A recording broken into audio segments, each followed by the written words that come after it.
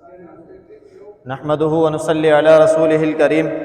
اما بعد فاعوذ بالله من الشيطان الرجيم بسم الله الرحمن الرحيم يسألونك عن الأنفال قل الأنفال لله والرسول فاتقوا الله وأصلحوا صدق الله وصدق رسوله النبي الكريم ونحن على ذلك لمن الشاهدين والشاكرين والحمد لله رب العالمين۔ میرے معزز سامعین، آج جو تراویح کے اندر ہم نے تلاوت کی ہے اور سورہ انفال کی ابتدا سے اور سورۃ التوبہ کا بھی کچھ حصہ جو 10ویں سپارے میں آیا ہے وہ بھی ہم نے پڑھا ہے۔ تو یہ سورہ انفال ہے، یہ مدنی سورہ ہے اور اس کے اندر 75 آیات ہیں اور 10 رکوع ہیں، اور بنیادی طور پر اس سورت کا مقصد غنیمت کے مال میں مسلمانوں کے درمیان جو اختلاف ہوا اس کو دفع کرنا تھا کہ اللہ رب العزت نہیں چاہتے تھے کہ ایمان والوں کے درمیان دنیاوی چیزوں کے پیچھے نوک جھوک ہو جائے اور ان میں اختلاف برپا ہو جائے۔ تو اللہ رب العزت نے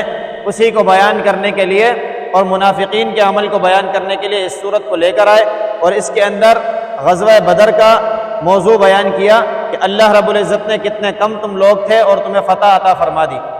تو اللہ رب العزت اس کی ابتدا کر رہے ہیں یسألونک عن الانفال، اے نبی یہ لوگ آپ سے سوال کرتے ہیں غنیمت کے مال کے بارے میں، قل الانفال للہ والرسول، یہ غنیمت کا مال تو یہ سارا کا سارا اللہ اور اس کے رسول کا ہے، تو آپس میں اللہ کا خوف رکھو اور ایک دوسرے کے ساتھ جوڑ پیدا کرو اور اصلاح کا معاملہ کرو اگر تم ایمان والے ہو۔ پھر اللہ رب العزت نے ایمان والوں کی صفات بیان فرمائی کہ انما المؤمنون الذین اذا ذکر اللہ وجلت قلوبہم، کہ مومن وہ ہیں کہ جب اللہ کا ذکر ان کے سامنے کیا جاتا ہے تو ان کے دل پسیج جاتے ہیں۔ وَإِذَا تُلِيَتْ عَلَيْهِمْ آيَاتُهُ زَادَتْهُمْ ایمانا، اور جب ان کے سامنے اللہ رب العزت کی آیات پڑھ کر بتائی جاتی ہیں تو ان کا ایمان اور مزید بڑھ جاتا ہے۔ وَعَلَىٰ رَبِّهِمْ يَتَوَكَّلُونَ، اور یہ اللہ رب العزت پر توکل کرنے والے ہیں۔ الَّذِينَ يُقِيمُونَ الصَّلَاةَ، اور وہ لوگ اللہ کے لیے نماز ادا کرنے والے ہیں۔ وَمِمَّا رَزَقْنَاهُمْ يُنْفِقُونَ، اور اللہ کے دیے ہوئے مال میں سے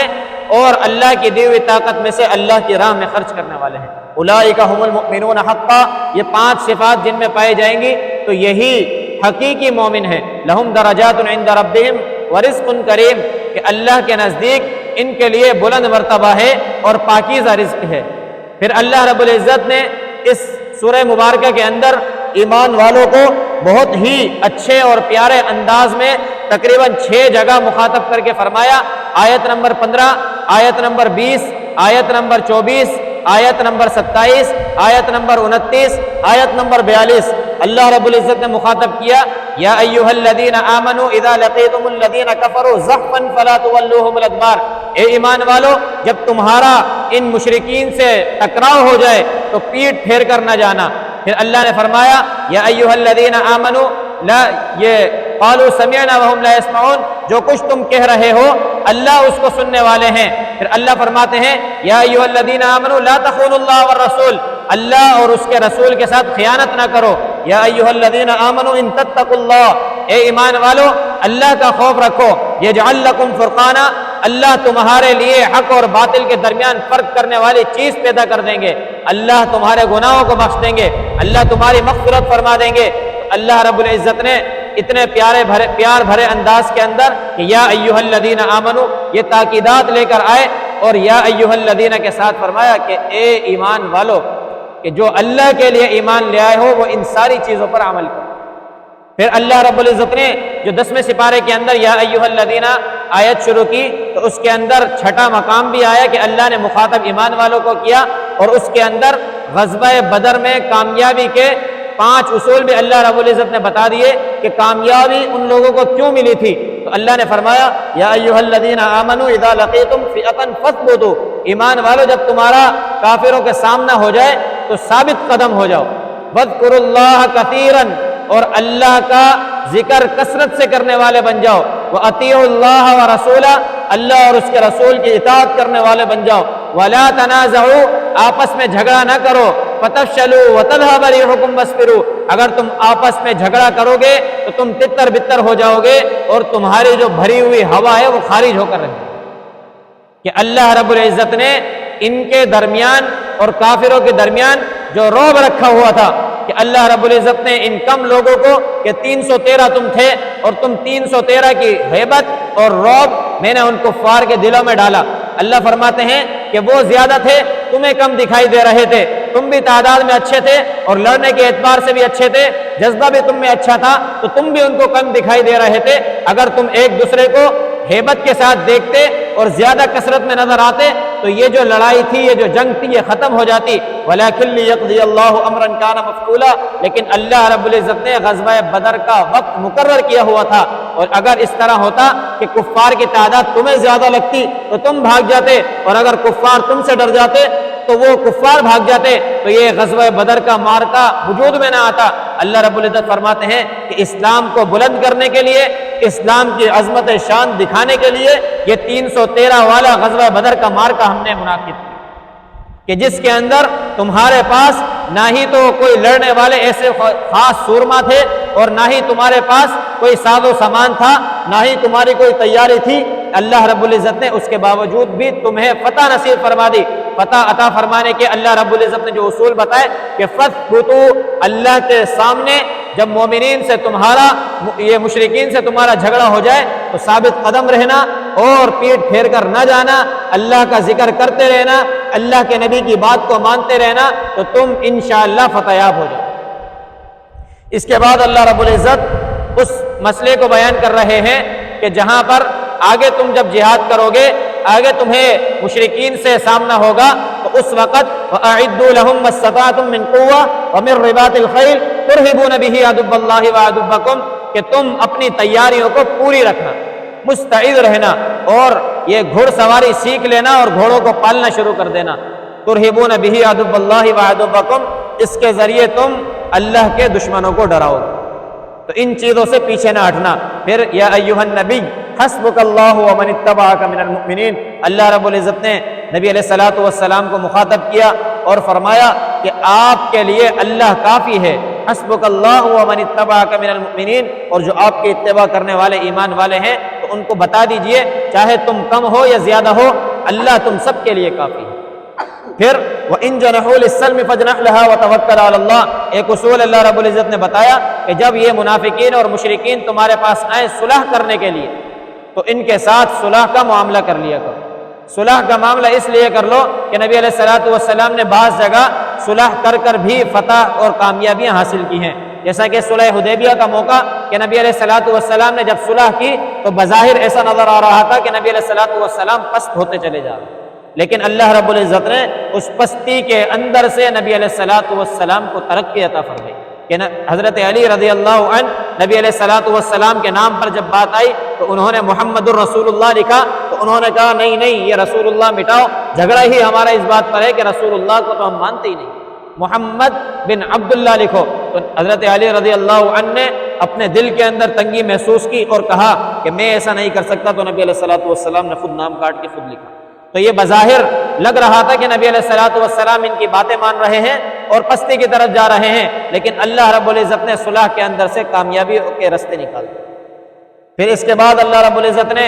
ان واقعات کو ذکر کیا کہ جب غزوہ بدر کے اندر نبی علیہ الصلوۃ والسلام نے کفار مکہ کے 70 لوگوں کو قیدی بنایا، تو ان قیدی بنانے کے معاملے میں جب آپس میں مشاورت کی تو کچھ صحابہ یہ کہہ رہے تھے کہ آپ فدیہ لے کر چھوڑ دیں، اور فدیہ لینے کی وجہ سے مسلمانوں کو مالی طور پر تقویت مل جائے گی۔ اس میں سے حضرت ابوبکر صدیق رضی اللہ تعالی عنہ اور نبی علیہ الصلوۃ والسلام کی خود بھی رائے یہی تھی، لیکن حضرت عمر رضی اللہ عنہ اور بعض اور صحابہ وہ یہ کہہ رہے تھے کہ انہوں نے ایمان کو اور مسلمانوں کو غم دیا ہے، مسلمانوں کو تکلیف دی ہے، اسلام کو نقصان پہنچانے کی کوشش کی ہے، لہٰذا ان کو قتل کر دیا جائے، ان کو ایسے نہ چھوڑا جائے۔ تو جب یہ رائے سامنے آ گئی، اللہ کے نبی نے ان کو فدیہ لے کر چھوڑ دیا، تو اللہ رب العزت نے فرمایا ما كان لنبي ان يكون له اسرى حتى يثخن في الارض تريدون عرض الدنيا والله يريد الاخره۔ اللہ فرماتے ہیں کہ اے نبی تمہارے لیے یہ کیسے مناسب ہے کہ تم ان کو فدیے لے کر چھوڑ دو، ان کو تو زمین میں رسوا کرنا تھا، کیا تم دنیا کا جاہ اور منصب چاہتے ہو، دنیا کے مال اور دولت چاہتے ہو، جبکہ اللہ تو آخرت چاہتے ہیں۔ تو اللہ کے نبی کو اللہ رب العزت نے عتاب کیا، یہ اس بات پر دلیل ہے کہ قرآن نبی کا بنایا ہوا کلام نہیں، اللہ کی بنائی ہوئی کتاب ہے۔ جو لوگ اعتراض کر رہے تھے کہ کہ یہ بنائی ہوئی کتاب ہے، نبی علیہ الصلوۃ والسلام نے اپنی طرف سے گھڑ لی ہے، تو یہ ان کے اوپر رد ہے۔ نبی علیہ الصلوۃ والسلام پر عتاب تو ہے لیکن ان پر رد ہے کہ ایک خود بنانے والا کتاب اپنے اوپر عتاب کیسے کر سکتا؟ تو اللہ رب العزت نے یہ قرآن کی آیت بنا دی اور نبی علیہ الصلوۃ والسلام پر عتاب کر کے ان لوگوں کو بتا دیا کہ یہ قرآن حق کتاب ہے۔ تو پھر لولا کتاب من اللہ سبق لمسکم فیما اخذتم عذاب عظیم، اللہ رب العزت فرماتے ہیں کہ اگر اللہ کی طرف سے بات سابق نہ کر جاتی، سبقت نہ کر جاتی، تو اللہ رب العزت کی طرف سے عذاب تم لوگوں کو پکڑ لیتا، اس بات کی وجہ سے کہ تم نے فدیہ لے کر چھوڑ دیا۔ پھر اللہ رب العزت نے کہا فَكُلُوا مِمَّا غَنِمْتُمْ حَلَالًا طَيِّبًا، یہ جو غنیمت کا مال تمہیں دیا ہے اب تو تم نے لے لیا ہے فدیہ وغیرہ، اب یہ تمہارے لیے حلال ہے، جس طریقے سے تم چاہو اس کو استعمال کرو۔ وَاتَّقُوا اللَّهَ، لیکن اللہ کا خوف رکھنا، اللہ بخشنے والا تو ہے لیکن اس کے اندر اللہ کی رائے کو مد نظر رکھنا اور اس کے مطابق خرچ کرنا۔ پھر جو 10ویں سپارے کے ابتدا میں جو لفظ ہے وَاعْلَمُوا أَنَّمَا غَنِمْتُم مِّن شَيْءٍ فَأَنَّ لِلَّهِ خُمُسَهُ وَلِلرَّسُولِ، کہ آپ غنیمت کے بارے میں سوال کر رہے ہو تو جان لو کہ اس کا خمس جو ہے 5واں حصہ وہ اللہ اور اللہ کے رسول کا ہے، جس کو اللہ کے نبی اپنی ثوابدید کے مطابق جیسے چاہیں گے خرچ کریں گے، چاہے یتیموں کو دیں، چاہے اپنے اقربا کو دیں، چاہے مسافروں کو دیں، تو یہ اللہ کے نبی کی ثوابدید پر ہے کہ جس کو چاہیں دیں۔ اس کے اندر تم جھگڑا اور جدال نہ کرو بلکہ اپنے آپ کو ثابت قدم رکھو اسلام کے اوپر اور ڈٹے رہو کفار کے مقابلے میں اور ان سے لڑتے رہو۔ تو بنیادی طور پر اس کا مقصد تھا کہ جہاد کے اوپر لوگوں کو ابھارنا، غزوہ بدر کا عنوان بیان کرنا اور ان کے اندر غنیمت کے مال کس طرح تقسیم کیا جائے اس کو بیان کرنا۔ اس کے بعد سورۃ التوبہ کی ابتدا ہو رہی ہے، اس کے اندر اللہ رب العزت نے 129 آیات اور تقریباً 16 رکوع بیان کیے ہیں، اور یہ بھی مدنی سورہ ہے، اس کے اندر بھی اللہ رب العزت نے دستور کے مطابق احکام بیان کیے ہیں، اور اس میں غزوہ تبوک کا موضوع سب سے زیادہ اللہ رب العزت نے وہ بتایا ہے کہ غزوہ تبوک کے اندر جو رومیوں کے ساتھ نبی علیہ الصلوۃ والسلام کی جدال اور جھگڑا اور لڑائی تھی، غزوہ تھا، تو اس کے اندر نبی علیہ الصلوۃ والسلام نے آواز لگائی کہ بھائی اللہ کی راہ میں نکل جاؤ، یا ایھا الذین آمنوا ما لکم اذا قیل لکم انفروا، تم کو کیا ہو گیا کہ اللہ کی راہ میں تم قتل و قتال کرنے سے نہیں نکل رہے ہو؟ انفروا خفافا وثقالا، اللہ کی راہ میں نکل جاؤ چاہے تمہارے پاس ساز و سامان ہے یا نہیں، اللہ کی راہ میں تم لوگ نکل جاؤ کہ تمہارے پاس ایمان موجود ہے، اور جو غزوہ بدر کے اندر اصول بتائے ان اصولوں کو پکا رکھنا اور اپنی تیاری کے مطابق ان سے قتل و قتال کرنے کے لیے تیار ہو جاؤ اور اللہ کی راہ میں نکل جاؤ۔ لیکن جو لوگ منافق تھے اور اسی طریقے سے جو اسلام کو نقصان پہنچانے والے تھے، انہوں نے نبی علیہ الصلوۃ والسلام کی بات پر لبیک نہ کہا، اور یہ قتال کوئی چھوٹا قتال نہیں تھا، اس وقت کے سپر پاور تھے روم، کہ یہ بنو قریظہ، بنو قینوقا، بنو نذیر، یہ سارے یہودی یہ نبی علیہ الصلوۃ والسلام سے قتال کرنے کے لیے نکلے ہوئے تھے اور لڑ رہے تھے۔ تو اس موقع پر بھی منافقین نے اپنی روش کو اختیار کیا اور نبی علیہ الصلوۃ والسلام کے بتائے ہوئے طریقے کے مطابق ان سے قتال کے لیے نہ نکلے، لیکن اللہ رب العزت نے نبی علیہ السلام کو حکم دیا کہ یہ نکلے نہ نکلے لیکن آپ نکلیں۔ تو پھر نبی علیہ الصلوۃ والسلام مخلص ایمان والوں کے ساتھ ان کے راہ میں نکل گئے، ان سے اللہ کی راہ میں جہاد کے لیے نکلے اور ان سے قتل و قتال کیا، اور اس کے بعد اللہ رب العزت نے ان منافقین کا پردہ فاش کیا کہ یہ لوگ کہہ رہے تھے اور ان کو ڈر اس بات کا تھا کہ یحذر المنافقین ان تنزل علیہم سورۃ تنبئہم بما فی قلوبہم، کہ یہ اس بات سے ڈر رہے تھے کہ کہیں اللہ رب العزت وحی نازل نہ کر دے اور کوئی ایسی صورت نازل نہ کر دے جس میں اللہ رب العزت ہمارا پردہ فاش کر دے کہ نبی علیہ الصلوۃ والسلام کو پتہ لگ جائے ہمارے دلوں میں کیا ہے۔ ان کے دلوں میں یہی تھا کہ اسلام کو نقصان پہنچ جائے، مسلمانوں کو نقصان پہنچ جائے، نبی علیہ الصلوۃ والسلام کو نقصان پہنچ جائے، اور ہم کسی طریقے سے نبی علیہ الصلوۃ والسلام کی طاقت بڑھانے والے نہ بنیں۔ ان میں سے ایک نے تو اس طریقے کی خباثت دکھائی کہ نبی علیہ الصلوۃ والسلام کو جد بن قیس ایک منافق تھا، وہ نبی علیہ الصلوۃ والسلام سے کہنے لگا کہ آپ ہمیں اس جہاد کی طرف بلا تو رہے ہیں لیکن میں دل کا بڑا کمزور آدمی ہوں اور میرے دل میں بڑی جو ہے نا کمزوری ہے، اور یہ رومی جو ہیں، یہ روم والے بڑے خوبصورت لوگ ہیں، ان کی عورتیں بڑی گوری ہیں اور خوبصورت ہیں، میرا دل ان کی طرف مائل ہو جائے گا، لہٰذا میں وہاں نہیں جا سکتا، میں اپنے ایمان سے پھر جاؤں۔ تو اللہ رب العزت نے اس مسئلے کو بھی بیان کیا کہ اس کے دل میں نفاق ہے، یہ آپ کو نقصان پہنچانا چاہتا ہے، اس طریقے کی کوئی کمزوری نہیں۔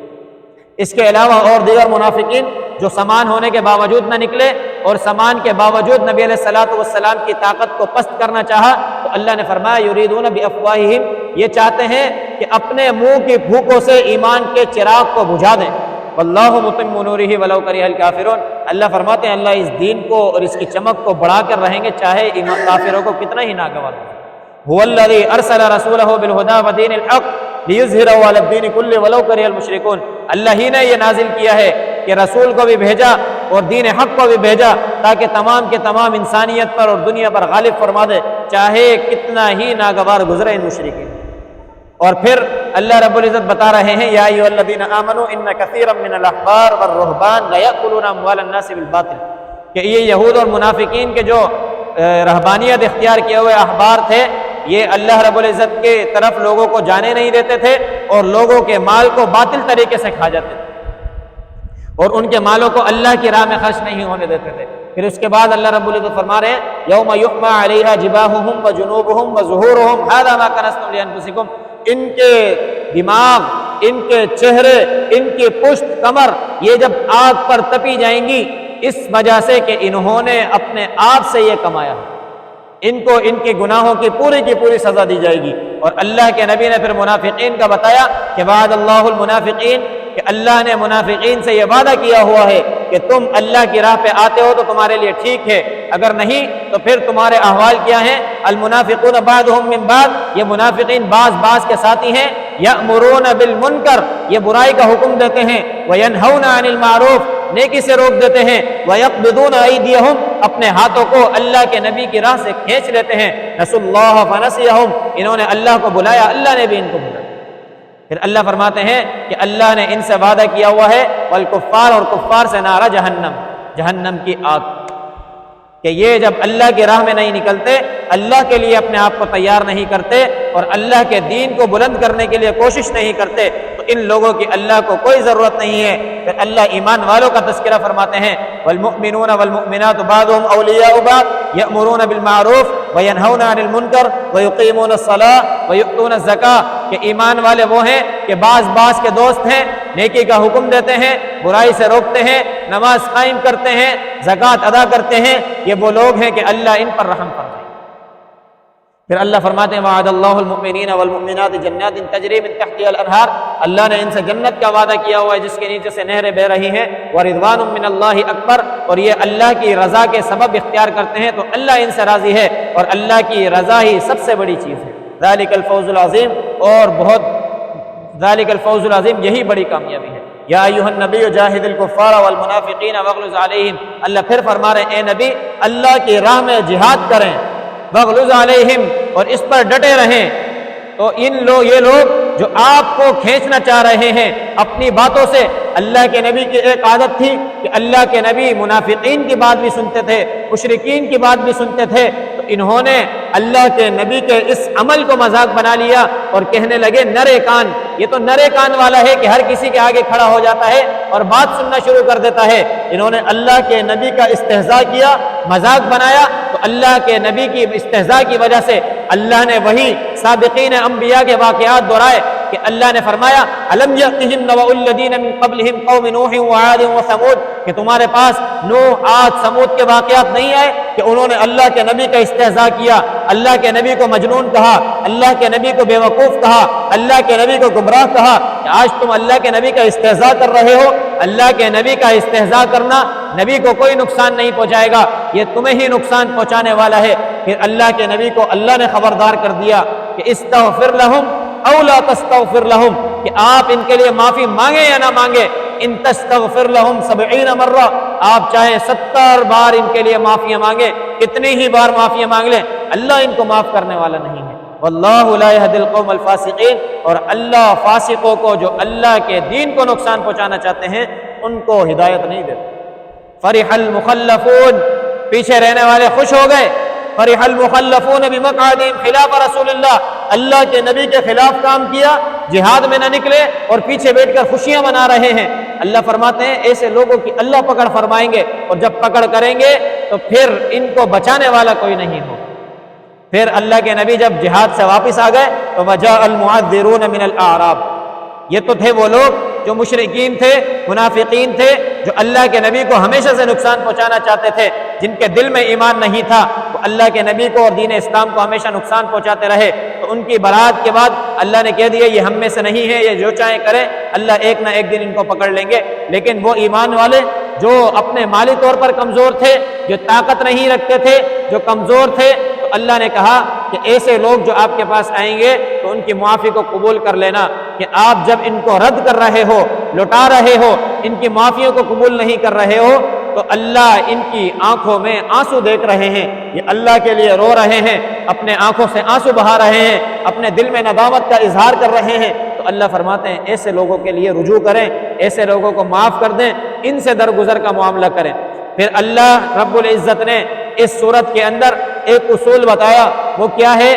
کہ قل ان کان آباؤکم وابناؤکم واخوانکم وازواجکم وعشیرتکم واموال اقترفتموها وتجارۃ تخشون کسادها ومساکن ترضونها احب الیکم من اللہ ورسولہ وجہاد فی سبیلہ فتربصوا، کہ تمہارے اولاد، تمہارے بھائی، تمہارے والدین، تمہارے خاندان، تمہارے رشتہ دار، اور جو تم مال کماتے ہو، جو مساکین ترضونہا، اور تمہارے گھر، اسی طریقے سے جو مساکین تمہارے ساتھ ہیں، یہ اللہ اور اللہ کے رسول سے اگر تمہیں زیادہ محبوب ہیں تو فتربصوا، انتظار کرو، حتی یأتی اللہ بامرہ، یہاں تک کہ اللہ کا حکم آ جائے۔ واللہ لا یہدی القوم الفاسقین، اللہ فاسقوں کو ہدایت نہیں دیتے کہ تم اللہ کے دین کو چھوڑ کر، اللہ کے دین کی ضرورت کو چھوڑ کر، جب اللہ کے دین کو تمہاری ضرورت پڑی تو تم اپنے مال، اپنی اولاد، اپنی تجارت، اس کے پیچھے لپک رہے ہو، جبکہ اللہ رب العزت اور اللہ کا رسول تمہیں زیادہ محبوب ہونا چاہیے تھا، وجہاد فی سبیلہ، اور اللہ کی راہ میں جہاد کرنا تمہیں زیادہ پسند ہونا چاہیے تھا۔ ان تینوں چیزوں کو تم نے چھوڑ کر اپنی دنیاوی جاہ و منصب کو پسند کیا، اپنی جاہ و منصب، دولت کو پسند کیا، تو اللہ فرماتے ہیں جیسا کہ منافقین کو فرمایا تھا فانتظروا انی معکم من المنتظرین، کہ ہود علیہ السلام نے فرمایا تھا کہ تم بھی انتظار کرو، میں بھی انتظار کرتا ہوں، ایک نہ ایک دن آنے والا۔ اللہ ایسے لوگوں کو جو اللہ کی راہ میں جہاد نہیں کرتے، اللہ اور اس کے رسول کا جب حکم آ جائے تو اللہ اور اس کے رسول کے حکم کو ترجیح نہیں دیتے، اپنے معاملات کو ترجیح دیتے ہیں، چاہے وہ جہاد میں ہو، چاہے دنیاوی معاملات میں ہو۔ جب اللہ اور اللہ کے رسول نے کچھ حکم دیا ہے اور آپ کا دل میں کوئی اور بات آتی ہے تو اپنے دل والی بات کو چھوڑ کر اللہ اور اللہ کے رسول کے مطابق عمل کرو، یہی ایمان کا تقاضا ہے۔ اگر تم یہ نہیں کرتے تو فتربصوا حتی یأتی اللہ بامرہ، تو انتظار کرو قیامت آنے کا، پھر اللہ رب العزت پکڑ کر۔ تو یہ سورۃ التوبہ اور سورۃ الانفال کے اندر جہاد کے اوپر ابھارا گیا ہے کہ دیکھو کہ اللہ رب العزت نے، تم 313 تھے، جب بھی تمہیں کامیاب کر دیا اس وجہ سے کہ تم ایمان پر ثابت قدم تھے، تمہارے اندر کوئی نفاق نہیں تھا، تمہارے پاس ساز و سامان نہیں تھا۔ ساز و سامان کیا نہیں تھا کہ 2 گھوڑوں سے کوئی جہاد ہوتا ہے، تم 2 گھوڑوں کے ساتھ نکلے، 70 اونٹ تمہارے پاس تھے، 1000 کے مقابلے میں کیا اس سے جہاد ہوتا ہے؟ نہیں ہوتا۔ اور تمہارے پاس 8 تلواریں تھیں ہزاروں کے لشکر کے مقابلے میں، کہ تم ان کو صحیح طریقے سے کاٹنے اور ذبح کرنے کے بھی لائق نہیں تھے، لیکن ہم نے تمہیں کامیاب کیا اس وجہ سے کہ تم ایمان پر ثابت قدم تھے۔ اور کامیابی تمہیں تبھی ملے گی، آج بھی دنیا میں اس وقت کامیابی ملے گی جب اللہ اور اللہ کے رسول کے مطابق عمل کریں گے اور ان کے تقاضوں کے مطابق اس دنیا میں زندگی گزاریں گے، چاہے ہماری جان پر ہی کیوں نہ بنائے۔ جب اسلام پر بن آئی تو تم نے اسلام کا ساتھ دیا اور اپنا سب کچھ لوٹا دیا تو اللہ نے کامیاب کیا۔ آج جب تم اپنے آپ کو اللہ کے لیے قربان نہیں کرتے، اپنی خواہشات کو قربان نہیں کرتے، تو فتربصوا حتی یأتی اللہ بامرہ، تو انتظار کرو یہاں تک کہ قیامت آ جائے، پھر اللہ رب العزت تمہاری پکڑ کریں گے اور بتائیں گے کہ تم نے کیسے اللہ کا ساتھ دیا۔ پھر کل 11واں سپارہ جو شروع ہوگا وہی یہ واقعہ کنٹینیو ہوگا کہ اللہ رب العزت نے نبی علیہ الصلوۃ والسلام کو حکم دیا کہ ان لوگوں سے عفو و درگزر کا معاملہ کریں جو اپنے دلوں میں ایمان رکھتے ہیں۔ دعا ہے کہ اللہ رب العزت جو کہا خود مجھے بھی اس پر عمل کرنے کی توفیق عطا فرمائے، آپ تمام میں سے ہر ایک کو عمل کرنے کی توفیق عطا فرما دے۔ وآخر دعوانا الحمدللہ رب العالمین، الحمدللہ رب العالمین والعاقبۃ للمتقین والصلاۃ والسلام علی سید الانبیاء والمرسلین۔ اللہم انت السلام ومنک السلام تبارکت یا ذا الجلال والاکرام۔ اللہ کریم ہمارا یہاں بیٹھنا اپنی بارگاہ عالیہ میں قبول فرما، اللہ کریم تراویح پڑھنا اپنی بارگاہ عالیہ میں قبول فرما، اللہ کریم قرآن اور حدیث کا سننا سنانا اپنی بارگاہ عالیہ میں قبول فرما۔ یا اللہ ہم سب کو قرآن اور حدیث کی سمجھ عطا فرما، یا اللہ ہم سب کو قرآن اور حدیث کے مطابق عمل کرنے کی توفیق عطا فرما۔ یا اللہ وہ زندگی ہم سب کو عطا فرما جو تو اور تیرے حبیب علیہ الصلوۃ والسلام کو خوش کرنے والی ہے۔ کہ اللہ اس زندگی سے ہم سب کو محفوظ اور دور فرما دے اس میں تیری اور تیرے حبیب علیہ الصلوۃ والسلام کی ناراضگی ہو۔ کہ اللہ جتنے ہمارے بیمار ہیں، پریشان حال ہیں، بیمار ہیں، مصیبت زدہ ہیں، کہ اللہ تمام کی بیماریوں کو، پریشانیوں کو، مصیبتوں کو دور فرما۔ کہ اللہ جتنے بے روزگار ہیں اللہ سب کو حلال طیب روزگار عطا فرما۔ کہ اللہ جتنے پیارے ہمارے اس دنیا سے چلے گئے اللہ سب کی کامل بخشش فرما۔ اللہم رب ارحمہما کما ربیانی صغیرا۔ صلی اللہ تعالی علی رسول خیر خلقہ محمد وعلی آلہ واصحابہ اجمعین، آمین برحمتہ۔